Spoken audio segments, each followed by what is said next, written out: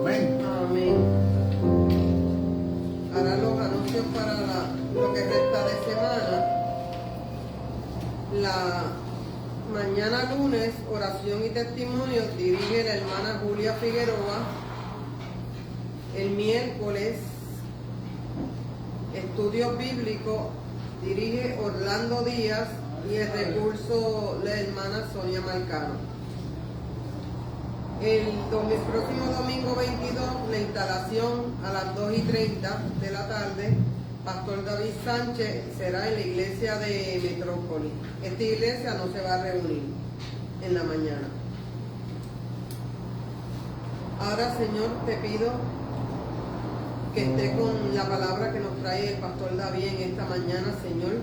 Abre nuestra mente y nuestros corazones para atesorar la palabra que nos tiene en esta mañana. En tu nombre te lo pido. Amén. Ven, alabado Dios, aleluya. Oh Jesús, yo quiero vivir Por lo maravilloso que en tus brazos y así por el milagro de tu resurrección. amándote, por favor, que la llama que alumbra mi ser, el color del amor de los dos, yo me quedé encendida y tú vivo en Dios. Mi corazón eres luz que ilumina mi vida, eres luz que siempre me acaricias. ¿Cómo podré olvidar este amor? Te costó la vida.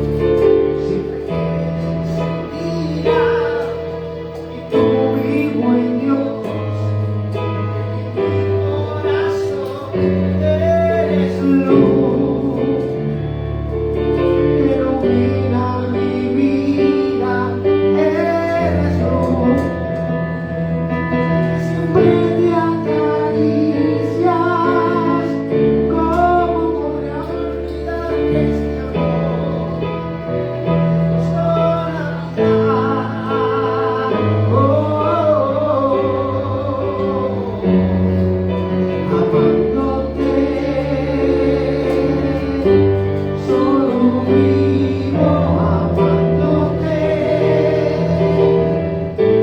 y así sigo amándote. Oh, amándote, amándote,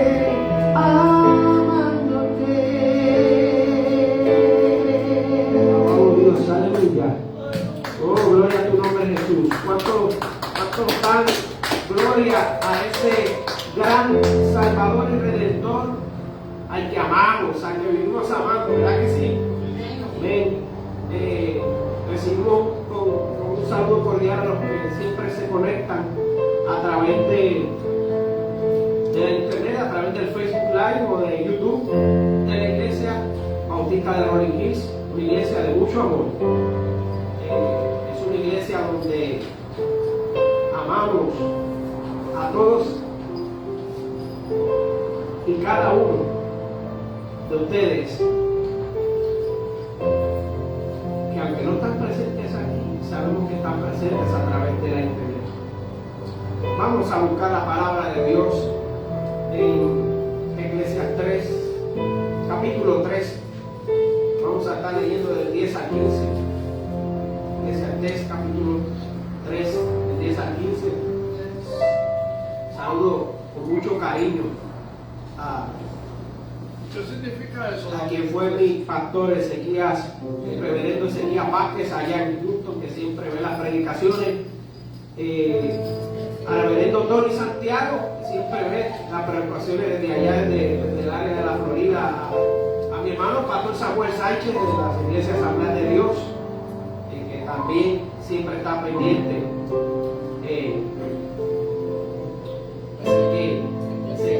Eclesiastés capítulo 3, verso 10 en adelante. Vamos a estar leyendo, se pueden poner de pie. En lo que se van poniendo de pie y la buscan. ¿Qué significa eso? Vamos a dar unos minutitos.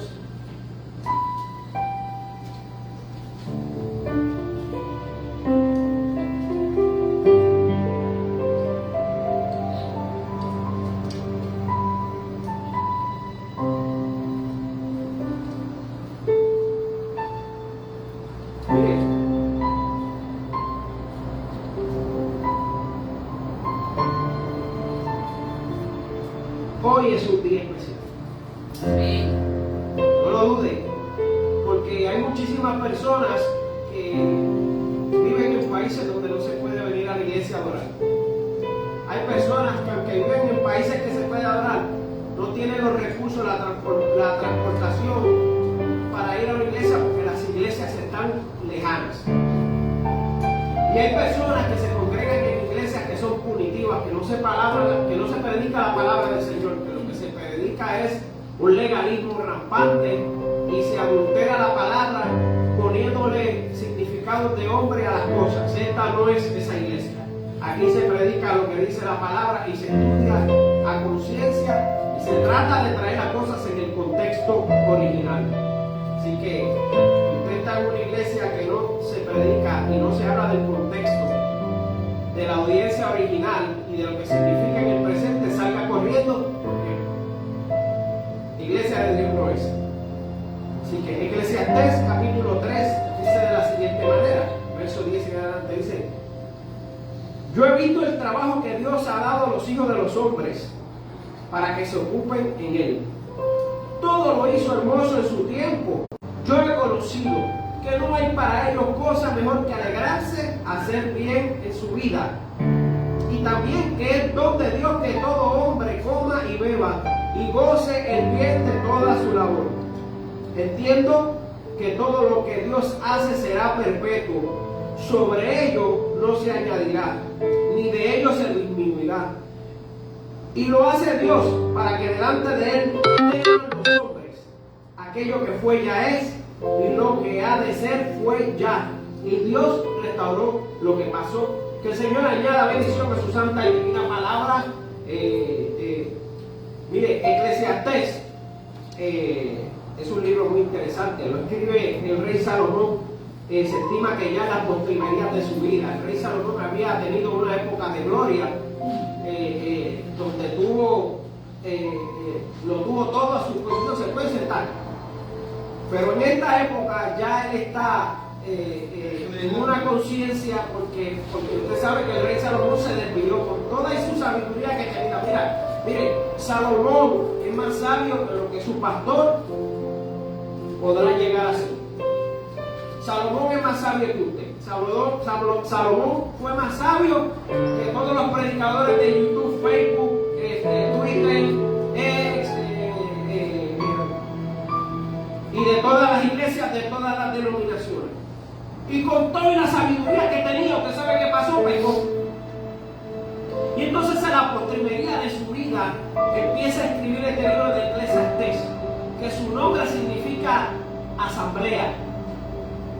bien importante, quise traerles hoy porque hoy, después de un ratito, vamos a tener una asamblea, así que hermano Orlando, eso me imagino que contesta su pregunta. Aquí dice que significa maestro. Significa, puede significar eso también, pero el contexto a lo que cuando lo leemos está más cerca de ser En griego significa maestro. una asamblea. Entonces, miren, es bien importante que usted sepa, comprenda esto antes de seguir adelante. Escuche bien, Salomón lo tenía todo. Salomón no tenía ninguna razón para irse a pecar. Porque usted puede, muchos dicen, ay, hay gente que roba para comer. Pecó por necesidad. Eso es lo que dice el mundo, ¿verdad? No es lo que yo digo aquí. Se lo quiero explicar. Salomón tenía más sabiduría que nadie, tenía más conocimiento que nadie. Salomón tenía el bolsillo más lleno que nadie, era el rey más rico de su época. No le hacía falta un centavo a Salomón. Todo lo que era oro y plata y bienes era de él. Salomón no le hacía falta a su casa. Usted sabe que Salomón, la casa de Salomón era tan ostentosa que la casa de Salomón tardó el doble del tiempo de hacerse y el doble de la mano de obra que utilizó para el templo. Salomón utilizó el doble para hacerse su casa. Así que tome nota de estas cositas. Salomón nunca tuvo su cama vacía. Se lo vamos a explicar. Mire, Salomón, léalo usted ahí. 300 concubinas. Salomón tenía sobre 600 suegras.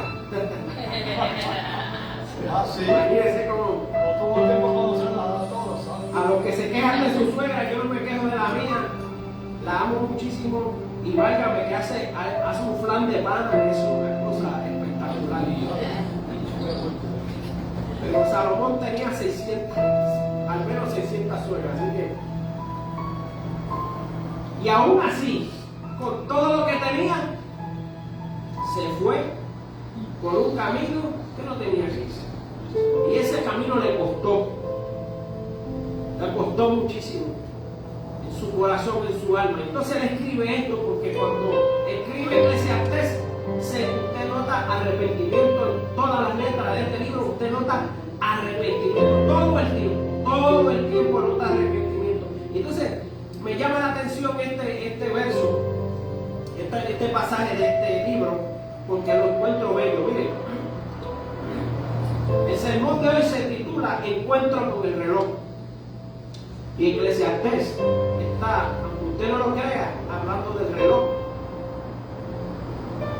Le voy a leer este escrito que hice para esta ocasión, para que usted comprenda. Era una vez, en el verano de 1984, se encontraban de viaje con sus padres o en giras. Aquella mañana calurosa de sol amarillo y cielo azul añil era salpicada ocasionalmente por una que otra discreta nube blanca.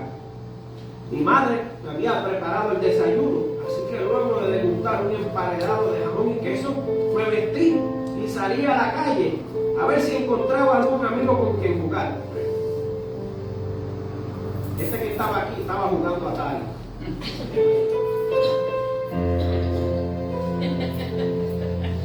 Pasé por la vieja cancha de baloncesto y descubrí que se encontraba desierta. Solo el calor y el viento libraban un interminable partido en aquel desértico recinto deportivo. Caminé por el solar vacío que discurre por detrás de las casas de la urbanización Sierra Bayamón, donde algunas abejas valientes braviaban el intenso sol mañanero en busca del néctar contenido en unas escasas flores de maga a la parte trasera de algunas casas contiguas. El solar, que durante todo el verano había sido el centro de actividad de los niños de aquel hermoso rincón de las tierras del valiente y antiguo señor, ahora estaba vacío y sin ningún movimiento. Un halcón de cola roja, utilizando utilizaba las corrientes ascendentes del momento para remontarse hacia su nido en el mogote de la zona cárcica norteña de Borinquen Bella. Y por unos minutos quedé atónito disfrutando del espectáculo que aquel ave protagonizaba. Pensé para mí mismo en aquella cita bíblica del Salmo 21 que mi madre solía recitar y hasta cantar. Alzaré mis ojos a los montes, ¿de dónde vendrá mi socorro? Continué mi camino y decidí avanzar hacia el norte, pasando los linderos de la urbanización hasta llegar al río Bayamón. La mañana había calentado y el sol se imponía brillante sobre el firmamento borincano. Al llegar al río, noté que la vegetación había sido retirada por unas enormes máquinas que en silencio descansaban de su ardua faena apostadas sobre la plataforma de un camión de arrastre. Los trabajadores, noté, habían construido un pequeño puente sobre el afluente de una quebrada hacia el otro lado del río y me apresuré a cruzarlo, impulsado por la curiosidad. Al otro lado se abrió un sendero que conducía entre el río Bayamón y el río Hondo, hasta lo que otrora fue un terreno baldío. Ahora en ese lugar se erguían los cimientos de lo que sería una nueva urbanización, un enclave de concreto armado que devoraba la naturaleza. Después de un rato explorando aquel recinto me percaté de que el sol se encontraba en su majestuoso cenit. La brisa caliente del mediodía tostaba mis mejillas, mientras las aves, otrora residentes de los árboles derribados en el proceso, lloraban la pérdida de sus moradas. Decidí que era hora de regresar a mi casa, así que emprendí el camino de regreso, siguiendo el malentendido acuerdo entre los dos ríos de Luckerson Contrario. Usted ha ido a Bayamón, el río Hondo y el río Bayamón corren paralelos uno de otro por un montón de millas, pero nunca se cruzan, nunca se encuentran hasta llegar al mar. Cuando llegaba casi al improvisado puente me di cuenta de que en el rato que estuve explorando las máquinas y los remolques habían desaparecido. En medio del camino de Rapota, un pequeño destello llamó mi atención. Así que apresuré el paso para ver de qué se trataba. Me incliné para observar un brillante pero pequeño objeto que yacía sobre el fangoso suelo. Al recogerlo, descubrí que era un moderno reloj digital de fabricación japonesa. Quedé anonadado. Era la primera vez que veía uno así de cerca. Era espectacular. Después del encuentro con el reloj, mi vida cambió. Antes el tiempo pasaba más lentamente y los momentos eran más plácidos. Ahora se tornaron insípidos y apresurados. Las horas en la escuela que antes disfrutaba se me hacían largas y engorrosas. Las caminatas que solíamos hacer hacia la escuela o casa de la abuela se convirtieron en interminables peregrinaciones, donde cada segundo era una eternidad y cada paso un súbito, el súbito de un implacable monarca llamado Sin Reloj de Casio. Aquel día aquel niño tuvo un encuentro con un cruel dictador. Con ese encuentro se destrozó su inocencia y comenzó a comprender lo que el rey Salomón en el libro de Eclesiastés tildaba de vanidad de vanidades. Mire, cuando leemos esta versión de Eclesiastés, nos encontramos que Salomón vuelve a lo que originalmente lo hizo un buen rey, vuelve a la sabiduría y entonces empieza a comprender tantas cosas. Salomón siempre pudo haber entendido esto. Yo creo que Salomón, cuando se alejó de Dios, se desconectó de la fuente de sabiduría, pero en las postrimerías de su vida se vuelve y se conecta y entonces empieza a meditar en estas cosas. Hay personas que piensan que Eclesiastés es un libro de apariencia sombría. Sin embargo, cuando yo leo Eclesiastés encuentro un mundo maravilloso de colores, porque encuentro un hombre en una reflexión increíble, pintando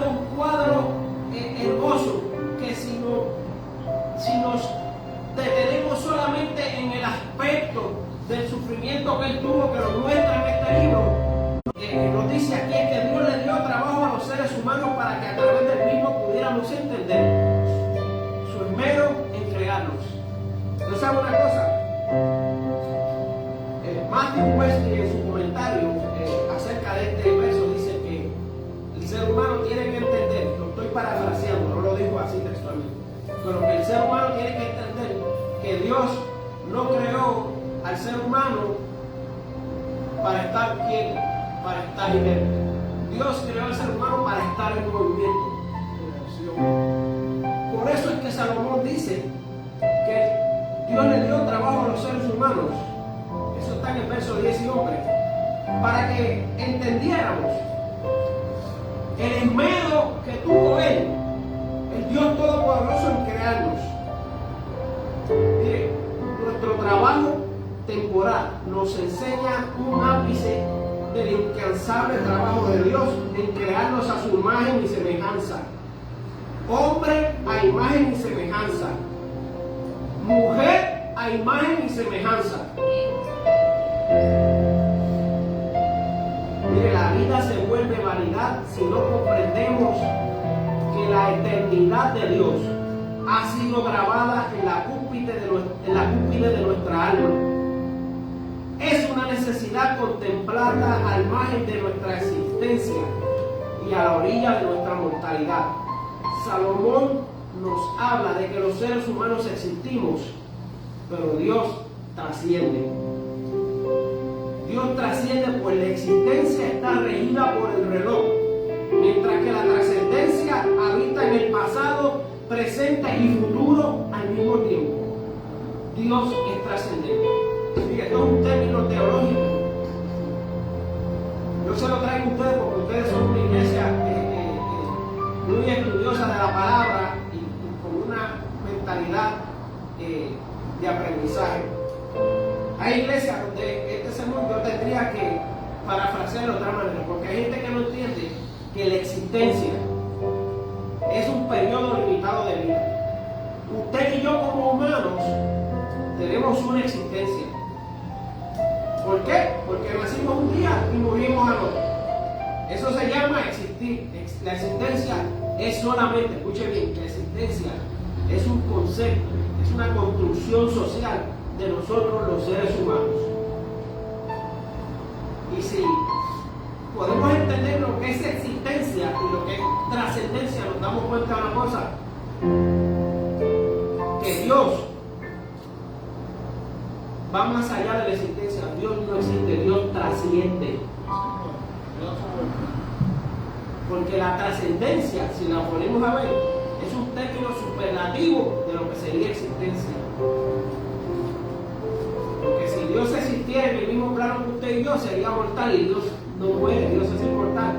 Dios trasciende porque Dios está en el pasado, en el presente y en el futuro a la misma vez. ¿Usted lo puede hacer? No, yo tampoco. Pero Dios lo puede hacer porque Dios es trascendente. ¿Cuánto dice? Ahora bien, cuando analizamos esto, nos damos cuenta.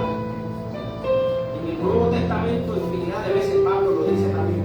Mire, Dios puso en nuestra agenda obras que realizar, y las obras que nos puso para realizar son obras de bien. ¿Usted se cree que usted va a su trabajo a ganarse la vida simple y sencillamente para tener la roja habichuela en su plato? Usted está muy equivocado. Dios, aún en el trabajo secular, estableció que nosotros íbamos a hacer obras de bien. Amén.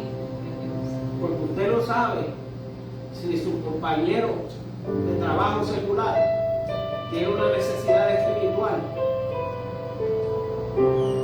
Y esa necesidad Dios la suple a través de usted. David, antes de ser rey, ¿qué era? Era músico. Ese era su trabajo. El rey le pagaba por eso, pues David era un músico profesional. Entonces, para los que andan por ahí diciendo a las iglesias que si la iglesia le paga a los músicos, eso es una herejía. Es usted que no lee la Biblia y no sabe lo que dice. Saúl, mire,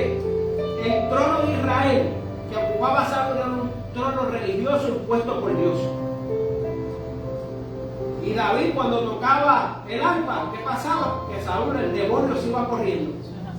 Hay un montón de gente por ahí en las iglesias y pastores que necesitan un buen salmista que toque el piano para que se le vayan los demonios, ¿sabes? Porque si yo me paro aquí a predicar y usted sale amargado, yo no hice mi trabajo. Cuando realmente el predicador, el pastor que habla la palabra de Dios, la gente sale edificada, el pueblo sale feliz. Aunque usted le dé un palo, que yo doy a veces, pero sale feliz. Si no salió feliz, hay algo raro ahí. Porque todas las obras que Dios instituyó para usted, para mí, aún el trabajo secular, son obras de bien. Mire, cuando el Espíritu revela la inscripción de su dedo en nuestra alma, las vicisitudes se muestran como amigas y no como fiscales. Nada es vano si el tiempo se vive con el reloj de Dios. Comer y beber en la voluntad de Dios es una recompensa esperanzadora.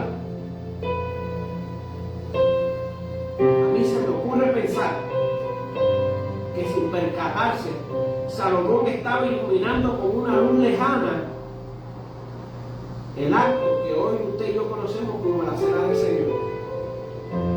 Él dice que no hay una cosa más hermosa que un hombre y una mujer disfruten,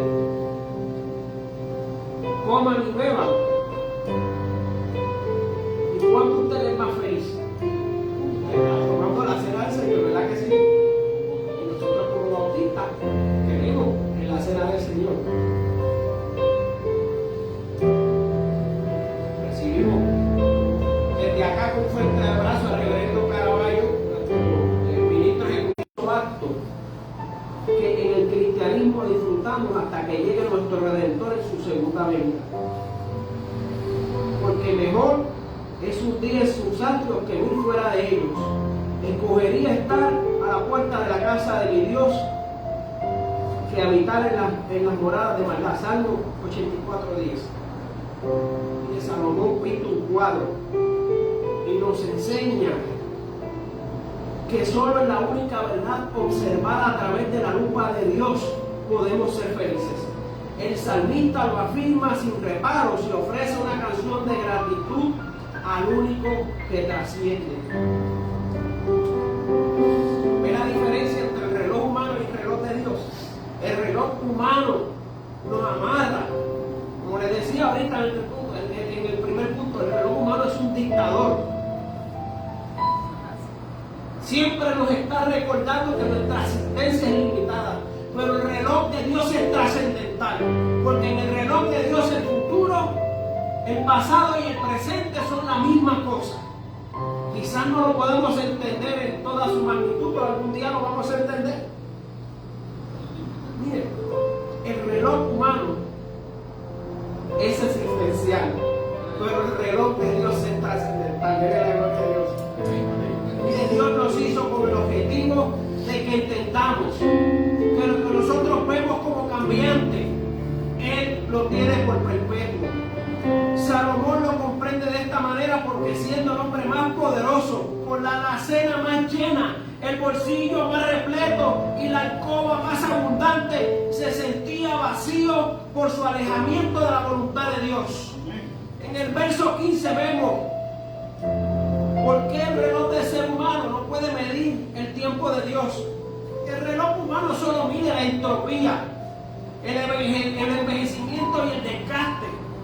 En cambio, el reloj de Dios es trascendental en su caminar, y su trascendencia es tal que aquello que quedó en el pasado está al alcance de su poder restaurador.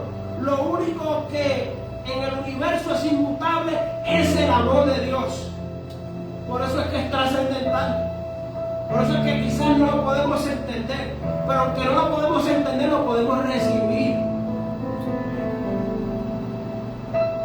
Mire, si usted se tiene que llevar algo de este sermón para su casa en este día, es esto: no hay nada que esté por arriba, por abajo o por el lado de su vida que no pueda ser restaurado por el reloj trascendental de Dios.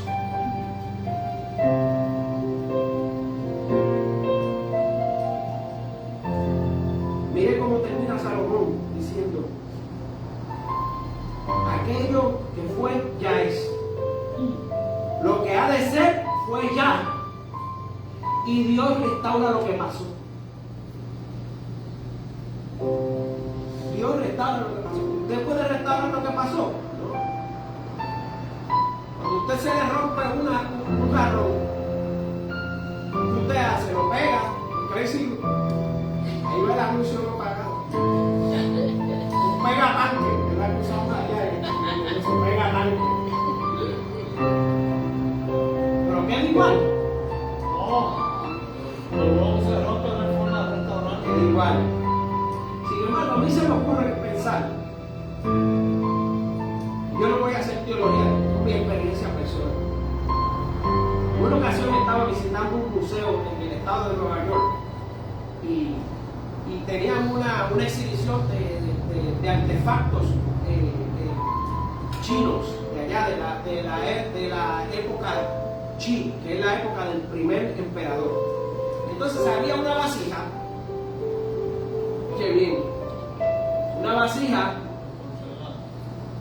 que estaba preciosa, de lejos se veía preciosa, y cuando yo me acerco, veo que la vasija en algún momento se rompió.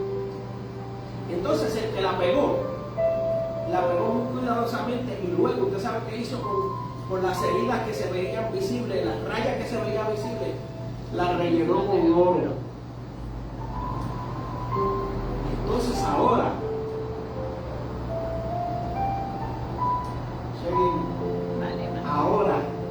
aquella vasija valía más que originalmente cuando estaba sin ninguna mancha.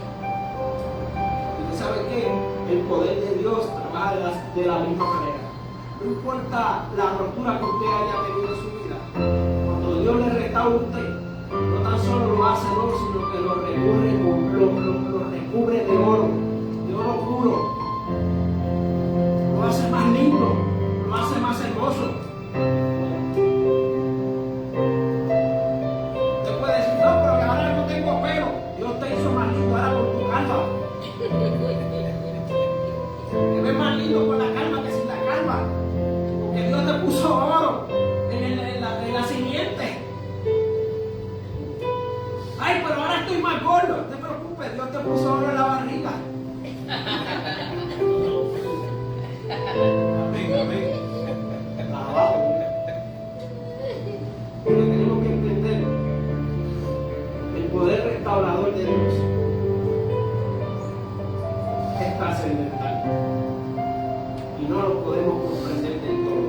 Pero vuelvo y le digo, lo podemos aceptar. Y cuando usted acepta el poder transformador de Dios, usted se convierte en la vida con el reloj Casio, como aquel niño que era yo, y me empieza lo puedes saber con el reloj de Dios.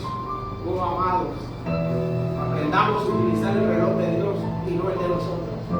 Y cuando aprendemos a utilizar el reloj de Dios, ¿usted sabe qué? Nuestra visión se aclara y todas esas obras maravillosas que el Señor estableció para que nosotros hiciéramos se hacen manifiestas en nuestra vida. A lo mejor usted no entiende el chocolatito que usted le da al que se sienta en el escritorio de al lado es parte de la obra trascendental de Dios. Yo conozco una persona, cuando yo trabajaba en Citibank en el año 99, esa muchacha nunca salía al coffee break a comprar nada. ¿Usted sabe qué pasa? Ella viajaba casi 3 horas para llegar a la área metropolitana del banco y 3 horas de vuelta para su casa, y el dinero que ganaba no le daba. Así que la única merienda que ella en su tarde le gustaba era un pequeño chocolatito que yo le llevaba. Y esa persona que no era convertida, pero su esposo era cristiano y no le dio un buen testimonio, hoy le sirve al Señor por el chocolatito. Sea usted el chocolatito, el reloj de Dios le puso a la hora de la merienda al que está allá afuera. Vamos a ponerlo.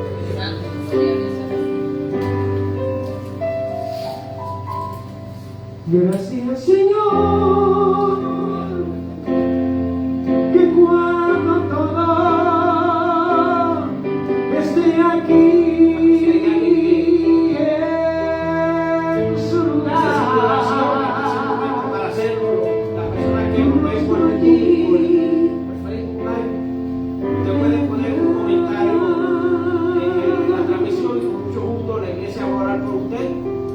También tiene un botón para enviar un mensaje de WhatsApp. Usted puede enviar un mensaje de WhatsApp y con mucho gusto, si quiere que lo llamemos, lo llamamos. Si quiere que lo demos con usted, porque esta iglesia está a la disposición. Aquí es una iglesia misionera. Aquí no discriminamos. Nosotros vamos a ayudar al que haya que ayudar.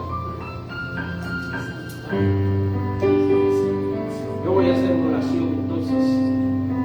Señor y Padre Celestial, gracias por esta mañana preciosa, porque nos dejaste llegar aquí, Señor, a poner la mano en el arado, Señor. Sí, Señor. En tu arado, para trabajar en el tiempo de tu reloj trascendental, Señor. Sí, Jesús. Padre, que todos los que estamos en este lugar sepamos y entendamos que el arado es de todos, el ministerio es de todos, y que todos en algún momento del día estamos arando en tu finca, Señor. Padre, que no se nos olvide nunca que tu reloj trasciende tanto que puede tocar lo que hicimos mal en el pasado y transformarlo en una bella presentación. Sí, Señor. Permítenos permanecer en este lugar, que este templo siga abierto, que estas puertas sigan abiertas para proyectar esperanza a todo el que pasa por esta carretera, Señor. Y que podamos, Señor, podamos sobre todas las cosas mostrarle al mundo tu amor y tu trascendencia a través de nuestras obras. Esto te lo pedimos en el nombre del Padre, del Hijo y del Espíritu Santo. Amén, Señor, y gracias.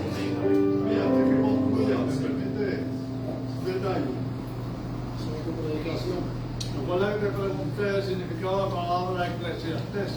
En el libro de estudios mío dice Eclesiastés o el predicador. Amén. Es la función de Salomón en esa etapa de su vida. Amén. Entonces tiene aquí unos detallitos. Sí. Si tú me permites, dice. Deme un segundito en lo que pongo la transmisión a Oyer. Ok. Si continúa, hermano Orlando.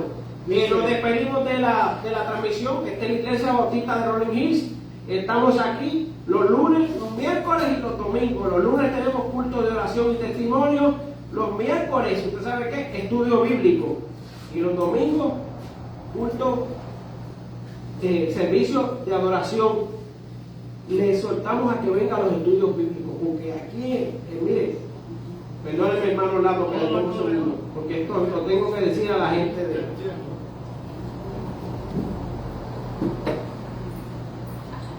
Leer la Biblia y estudiar la Biblia son cosas relacionadas, pero no es la misma.